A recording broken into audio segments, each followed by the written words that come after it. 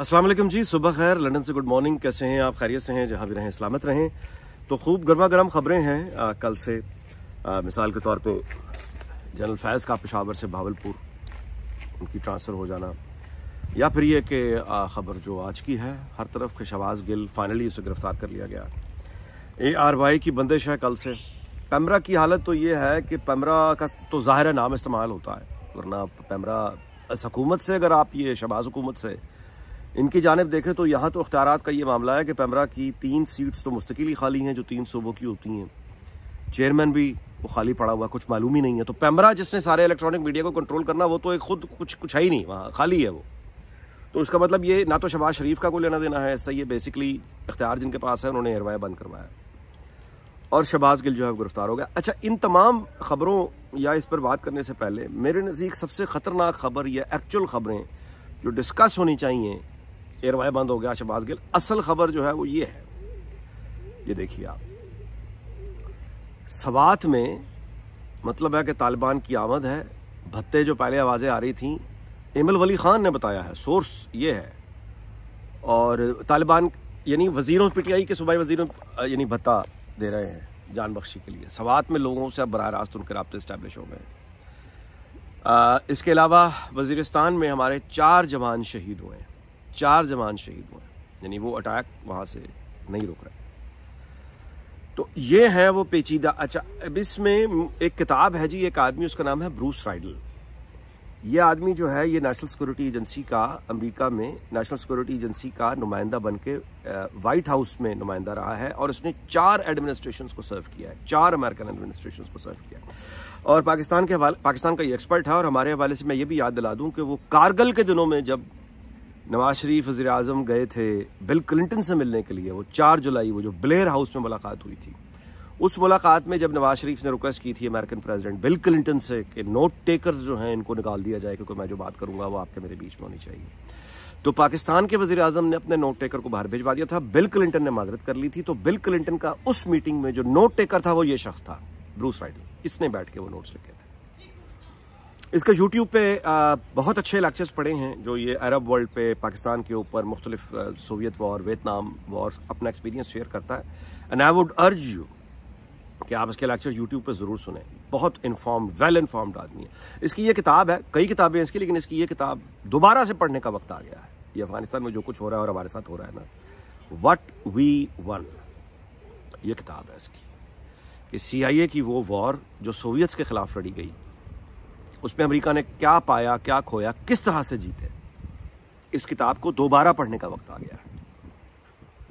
इस किताब में उसने बताया है कि किस तरह से अमेरिकन बूट्स और अमेरिकन आर्मी वियतनाम में या दुनिया की बाकी जगहों में जो नताइज हासिल नहीं कर सकी, वो किस तरह CIA ने कोवर्ट ऑपरेशन करके एक सिंगल, यानी जो अमरीकी बूट ऑन द ग्राउंड उतारे बगैर, एक अमरीकी फौजी अफगानिस्तान में बाकायदा भेजे बगैर, CIA ने किस तरह इतने बड़े जिनको सोवियत यूनियन को यानी क्लैप्स करने में किरदार अदा किया था। अच्छा, उसके बाद जाहिर है कि अमेरिकन आर्मी यहाँ पे आई। 2001 से लेकर फिर 20 साल वो American boots on the ground थे। बजट जो है वो उनका कोई 100 गुना ज़्यादा, 200 गुना ज़्यादा उनका बजट खर्च उनका लगा, पैसा लगा, लेकिन डिजायर्ड रिजल्ट्स वो नहीं ले सके। ह्यूमिलिएशन, इंसल्ट के साथ वापस गए। तो क्या दोबारा से वो वक्त आ गया है? क्या वो वापस अब जिन्हीं जाना चाहे, क्यों नहीं जाना चाहेंगे? दोहा में, कतर में जहां उनका ऑफिस है, दोहा और कतर जो रूलिंग एलीट है, कतर बादशाह है ना, जिनको अमेरिका सिक्योरिटी प्रोवाइड करता है, तो कतर के जो बादशाह हैं वो पाकिस्तान को वैल्यू करेंगे या अमेरिका को वैल्यू करेंगे, CIA को वैल्यू करेंगे?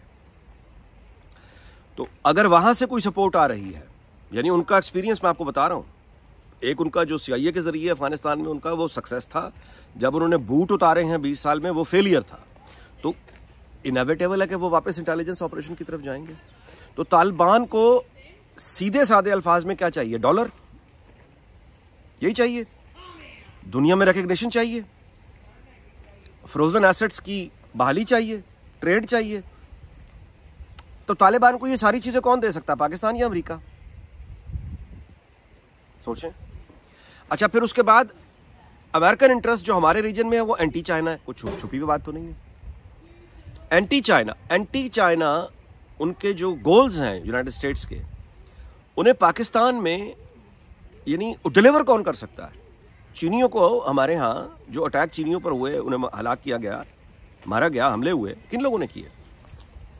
कहीं बाहर से तो नहीं आए थे। तो इसका मतलब है कि बलूचिस्तान के यानी सेपरेटिस्ट और एंटी स्टेट तालिबान और जितनी भी ये मतलब इस तरह के ये जो आप कहिए तंजीमें कह लीजिए, गिरोह कह लीजिए, इनका आपस में कोऑर्डिनेशन स्टैब्लिश हो चुका है। हम बलूचिस्तान में जो हेलीकॉप्टर क्रैश है इसको बहुत तशवीश से देखना चाहिए। ये कोई भुलाने वाली चीज़ नहीं है। इसकी अभी तक ऑफिशियल सामने नहीं आती कि क्यों हुआ ये, इसके बारे में क़यास राय भी नहीं करनी चाहिए। लेकिन अगर इस हादसे को भी साथ में रखें तो ये हैं वो खबरें दरअसल जिनका हमें, ये है वो हालात, ये है वो वाक़यात पाकिस्तान जिनका सामना कर रहा है। एक तरफ तालिबान हैं जो अटक तक अपना इलाका क्लेम करते हैं। उन्होंने जो अभी अपना तराना बनाया है, उनका जो ऑफिशियल तराना है तालिबान का, उस तराने में भी उन्होंने कहा है कि अटक तक अफगानिस्तान हमारा है। आप मेरी बात समझ रहे हैं? तो ये है अच्छा, तालिबान और अमेरिका, इन दोनों के ख्यालात पाकिस्तान के बारे में क्या हैं? अच्छा, भारत जो है ज़ाहिर है अमेरिकन पार्टनर है, उस स्ट्रेटेजिक पार्टनर है उस पूरे खित्ते में, तो उनके जज्बात हमारे बारे में क्या है? तो ये अगर आप इन चीज़ों को देखें तो उसके बाद आप सर पकड़ के बैठ जाएंगे कि हम बेसिकली यानी क्या कर रहे हैं इस वक्त। शहबाज गिल को गिरफ्तार करवाए, बंद, बहुत अच्छा हुआ, बहुत अच्छा हुआ, बहुत अच्छा हुआ, बार बार कह रहा हूं बहुत अच्छा हुआ, लेकिन ये आधा और अधूरा स्टेप है।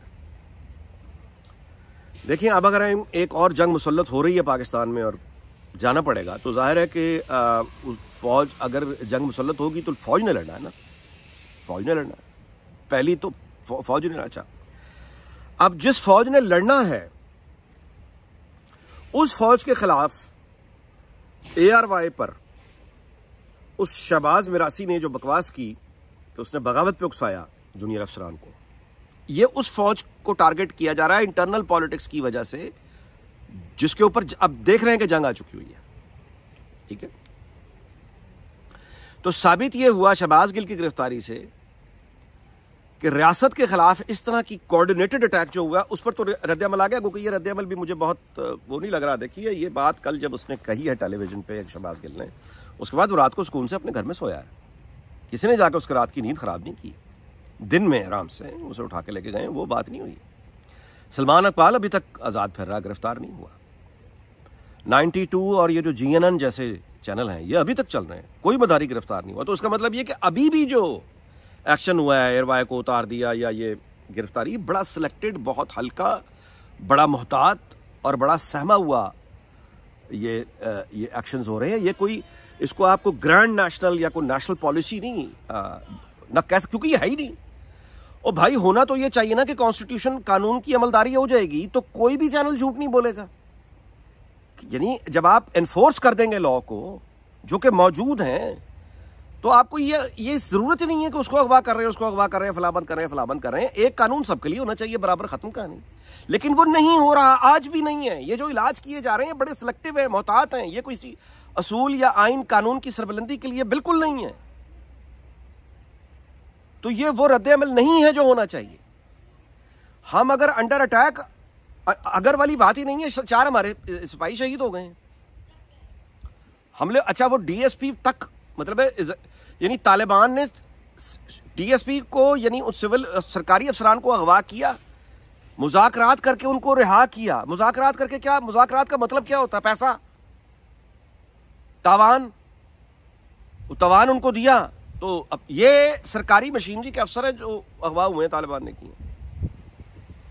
हमारे कोई यानी ज़ेरे बहस ही नहीं है मामला। और क्या करना, जो झूठ, यानी आज भी सियासत ही हो रही है। सो मैं वीलॉग खत्म करने से पहले गुजारिश आपसे कर देता हूं, ब्रूस राइडल की ये किताब दोबारा से पढ़ने का वक्त आ गया है। देख लीजिए कि अमेरिकन इंटेलिजेंस, अगर वो वापस अपनी इंटेलिजेंस ऑपरेशंस पे चले गए हैं विद द हेल्प ऑफ कतरीज, और तालिबान के साथ वो डायरेक्ट हो गए हैं, और तालिबान को अगर उन्होंने एंगेज कर लिया है तो चीनियों पर हमला हो या कल पाकिस्तान से हिसाब किताब बराबर करना हो, तालिबान डिलीवर करते हैं। तालिबान डिलीवर कर सकते हैं अमेरिका को। मसलन पाकिस्तान आर्मी है, पाकिस्तानी रियासत अमेरिका को यह डिलीवर नहीं कर सकती कि चीनियों पर हमले शुरू कर दे। चीन, यानी जाहिर है कि चाइना हमारे साथ ऐसे है, तो चीन के खिलाफ हम तो कोई एक्शन नहीं कर सकते, ना उनके बंदों को मार सकते हैं। तालिबान ये कर सकते हैं, सेपरेटिस्ट ये कर सकते हैं। तो अमेरिका को तो रिजल्ट्स चाहिए ना, तो वो उनके साथ एंगेज क्यों नहीं होगा? वो हो चुका है। तो इसका मतलब ये है कि इस वक्त हमें ये आइन की अगर अभी भी नहीं अमलदारी करनी तो कर दें, कम नहीं करनी चले मुकम्मल तो ना करें, और सियासत तो कम से कम इससे तो पीछे हटें। इस वक्त पाकिस्तान को सियासतदानों की जरूरत है, नवाज शरीफ की, सागडार की, सारे सियासतदानों की जरूरत है। लेवल प्लेइंग फील्ड दे दें, लेवल प्लेइंग फील्ड। सियासतदानों पे छोड़ दें, सिविलियंस पर छोड़ दें, और सारी कौम फौज के साथ खड़ी हो इस खतरे को देखने के लिए। और फौज की भी, सिक्योरिटी इस्टेब्लिशमेंट की सारी तवज्जो इस वक्त उस अजाब पे होनी चाहिए जो बलूचिस्तान में सर उठा रहा है, कबाली इलाकों में सर उठा रहा है। पुलिस वालों, सरकारी अफसरों को वो सवात में दोबारा आ गए हैं। आपको ये यानी इसके बाद आपके पास टाइम रह जाता है कि इसके बाद भी मतलब है कि सियासत की जाए। तो मैं अपील ही कर सकता हूं जो मैंने कर दी, आगे जाहिर है कि आप ज्यादा बेहतर जानते हैं भाई। इस दुआ के साथ कि अल्लाह ताला पाकिस्तान को शाद और आबाद रखे, उसके हमसायों को भी शाद और आबाद रखे, और किसी जंग और बड़ी आफत से हमें महफूज रखे, दुनिया भर को शाद और आबाद रखे अल्लाह ताला। आपसे इजाजत चाहता हूं, फिर मुलाकात होगी अगले व्लॉग में। अल्लाह हाफिज।